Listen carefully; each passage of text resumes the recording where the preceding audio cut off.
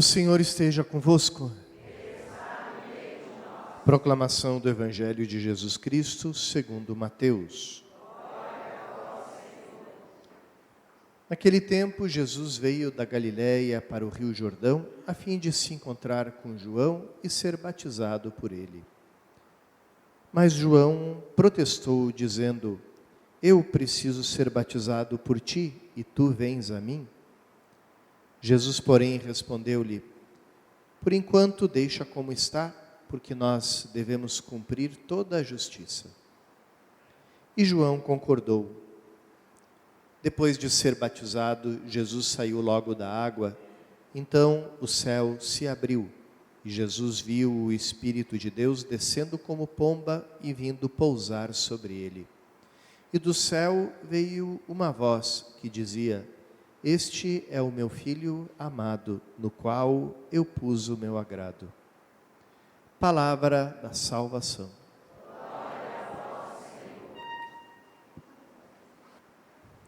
Irmãos e irmãs, nesse relato que a gente acabou de escutar, do batismo de Jesus, a versão de São Mateus tem um detalhe muito especial. Jesus diz a São João Batista: é necessário que se cumpra toda a justiça. E é assim que ele explica porque ele vem para ser batizado. Tudo isso, à primeira vista, parece muito estranho, o próprio fato de Jesus ir receber o batismo. O batismo de São João Batista não era, logicamente, o nosso batismo cristão, era um gesto, um rito de penitência, um rito de arrependimento dos pecados, era um gesto de querer se purificar, querer viver uma vida nova, querer se converter. Então, por que João Batista estava mergulhando as pessoas na água do Rio Jordão, fazendo esse rito de purificação? Para preparar as pessoas para a vinda do Messias, para a vinda do Salvador. E qual é a surpresa de João quando ele vê o próprio Messias, o próprio Salvador, na fila dos pecadores, ali esperando para ele mesmo ser mergulhado na água, como se ele tivesse pecado, como se ele precisasse de alguma purificação, ou de alguma conversão. Imaginem vocês, nesses mutirões de confissão, você está ali esperando a confissão e vê do teu lado ali sentado para se confessar o próprio Jesus Cristo. Muito estranho. Um padre amigo meu teve uma experiência parecida com essa. A gente estava em Roma na época que estavam filmando aquele filme A Paixão de Cristo. E o ator era muito católico, ia à missa todos os dias, comungava, se confessava com frequência. E a sessão de maquiagem dele começava de madrugada, às 3 da madrugada, durava 4 horas. E a missa, quando ele ia à missa, ele já ia todo já trucado, para fazer o papel de Jesus Cristo na paixão. Então, esse padre conta que o ator foi se confessar com ele, já com a coroa de espinhos, todo ensanguentado.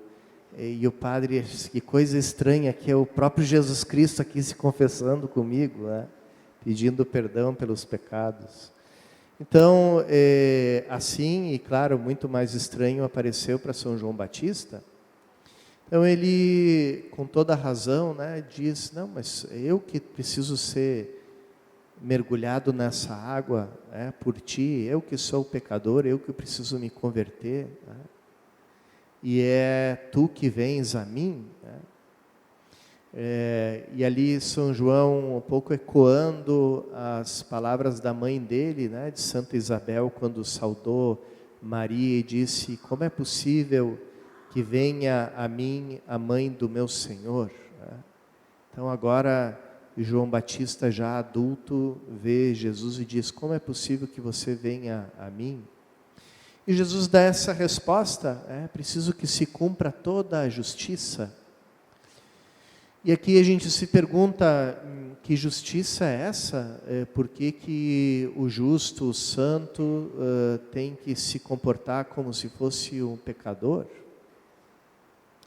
Mas quem não entende essa justiça também não pode entender nada do Evangelho, porque o Evangelho está todo cheio dessa justiça.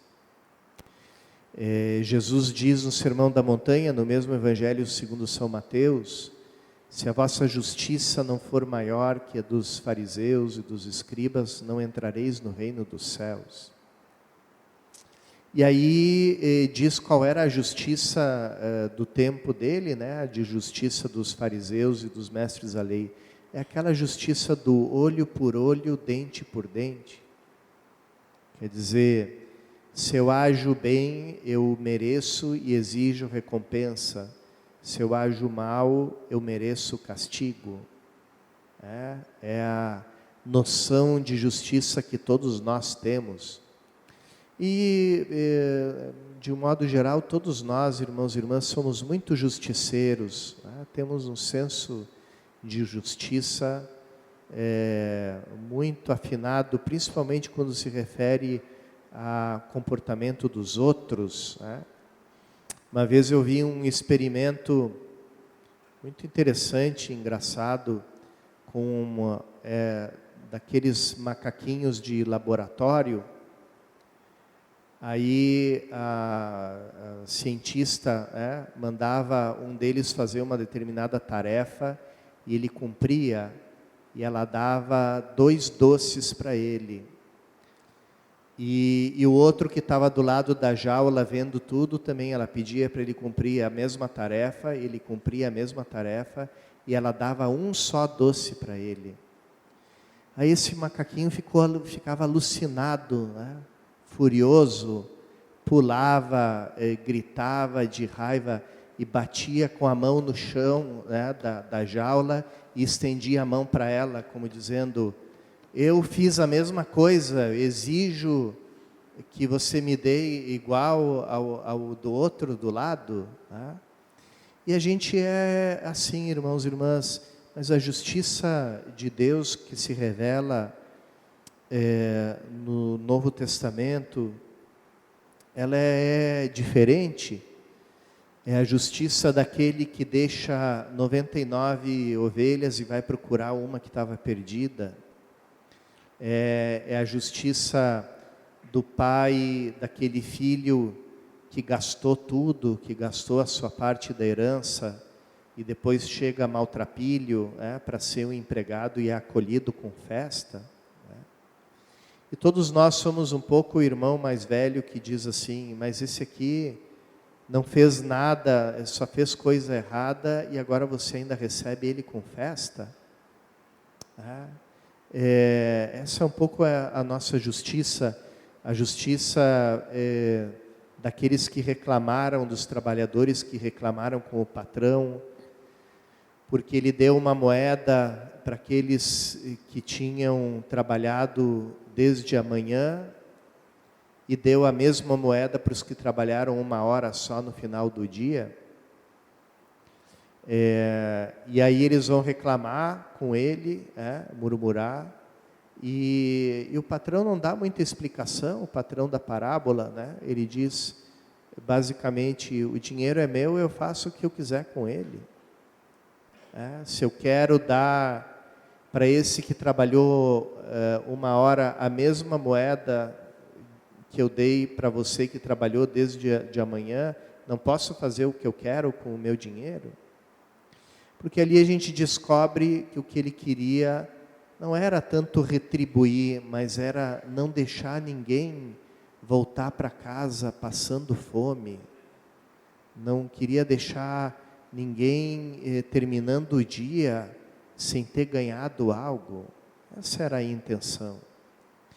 Então, a gente tem muita dificuldade para entender essa justiça de Deus, a maneira como ela se realiza, a justiça de Deus é aquela de quem ama e de quem diz: só é justo, só sou justo com o meu amor se eu for até o extremo para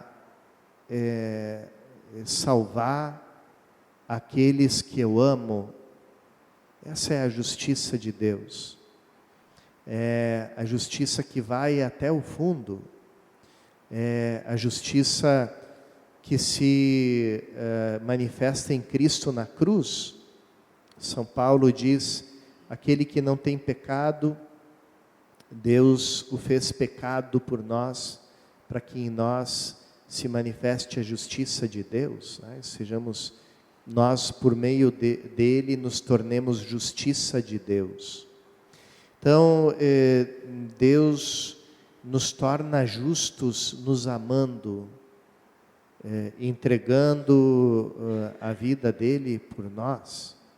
Essa é a justiça que o amor exige. E o amor exigiu a Jesus ir até mergulhar até o fundo da nossa morte, e até a região dos mortos. Quantas vezes a gente repete no creio esse artigo da nossa fé: desceu à mansão dos mortos, né? E não se dá conta do peso disso. Jesus descer até o fundo da nossa morte, ou seja, daquela nossa distância de Deus. Jesus, que é um só com o Pai e o Espírito Santo, para nos alcançar, gritou na cruz: meu Deus, por que me abandonaste? Para que na situação de maior abandono, a experiência mais profunda da ausência de Deus, nenhum ser humano possa dizer: eu estou vivendo isso sozinho. Não, Jesus também quis até tão longe aí onde você está, para estar do teu lado e para te resgatar. Tudo isso, irmãos e irmãs, Jesus realiza de forma ritual nesse mergulho que ele dá nas águas do Jordão. Esse mergulho significa todo o mistério da vida de Cristo. Ele mergulhar na nossa vida, mergulhar na nossa morte, e para nos tirar de lá, abrir o céu para nós. Aqui São Mateus usa o termo, o céu se rasgou. Mesma expressão que ele vai usar quando Cristo morre, e Mateus diz: o véu do templo se rasgou em duas partes. Aqui, quando Cristo sai da água, o céu se rasga, se abre um caminho, e começa uma nova criação. O Espírito de Deus que pairava sobre as águas, segundo o início do Gênesis, no primeiro capítulo do Gênesis, o Espírito de Deus pairava sobre as águas. Agora ele paira sobre essa nova criação, e o Pai reconhece e proclama o amor dele ao seu Filho, e o Filho se unindo a nós, porque mergulhou na nossa morte, ali o Pai proclama que todos nós somos filhos amados dele no seu Filho. Então, ali já começa essa nossa existência com Cristo, por Cristo e em Cristo. É ali onde surge esse caminho entre o céu e a terra, pelo qual Deus pode nos chamar meu filho querido. E essa é a graça que a gente recebeu, irmãos e irmãs. O batismo de Jesus, que é o batismo de João Batista, que era um batismo de penitência, com Jesus se transforma no início de uma nova vida, no início de uma nova criação.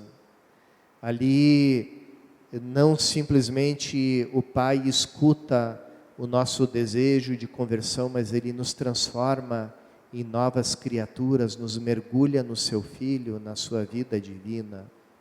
E esse é o Evangelho, irmãos e irmãs, essa é a justiça perfeita e completa que o Pai realiza no Seu Filho pelo Espírito Santo. Todos nós recebemos essa vida nova, todos nós nos tornamos parte dessa nova criação no dia do nosso batismo.